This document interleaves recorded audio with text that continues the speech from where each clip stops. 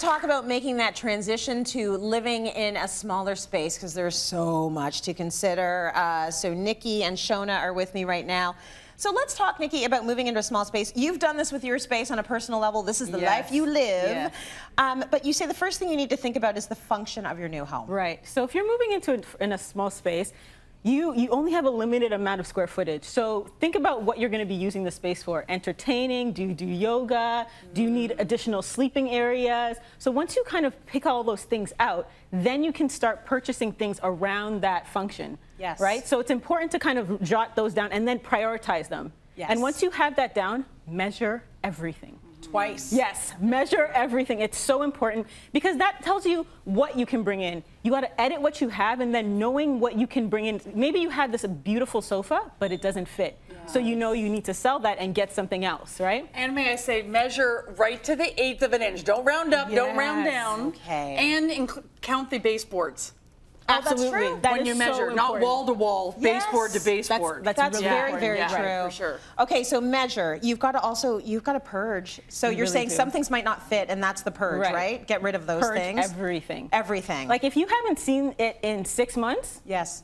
sell it or throw it out. Like, okay, you don't get need rid of it. Right. Okay.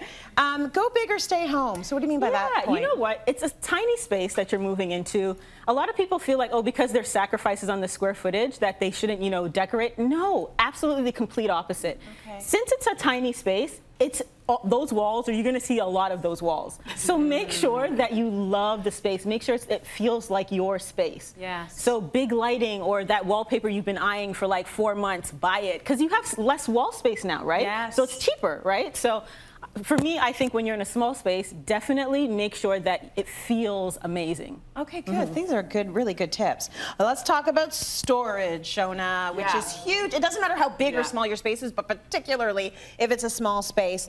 You say think about going vertical. Vertical. There's so much space up there. Yeah. Use it. Like it's whether it be shelves all the way up or shelves along the top, or instead of a short bookshelf, get a tall bookshelf. Whatever it is, just look up and just see all the potential of up. There's so much space there. There's so much you can do there. Open versus closed storage. What are your thoughts on that? Open storage is not for everybody. You agree. have to, especially in a small, any space really, but especially in a small, you have to be very particular about how things are put away, the containers that they're in, or else it just looks like a garage sale. Right. Yes. You have to be really good at putting things in line, in order, in size, and color, just so it's pleasing to the eye. Yes. So it's not for everybody, so just be honest with yourself of who you are. Are you an open space person, or are you a crammer and you need to close that door? I need to close the door. Yeah. So you would advise me to get those big IKEA closet cupboards to cover my pantry, and I had to go back and forth with the chef, my husband. Yes. He was like, but I need to see everything, and I'm like, but I need to see nothing. Yeah. And so we did get the sliding doors, and every time it's open, even just a little bit, because the food is in there, I'm like,